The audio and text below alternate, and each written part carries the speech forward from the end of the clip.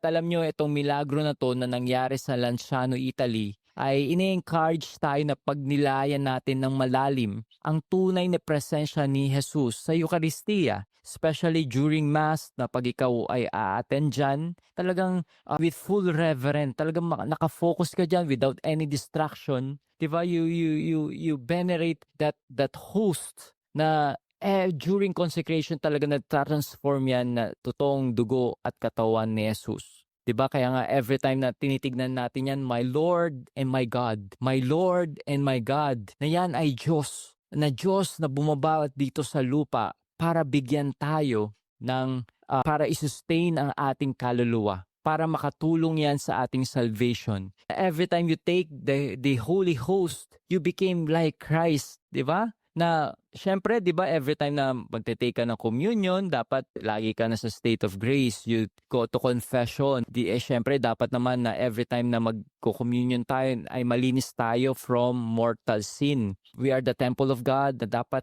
na isa yan sa respeto na reverent na kailangan natin, na dapat nating gawin, that we are always in a state of grace.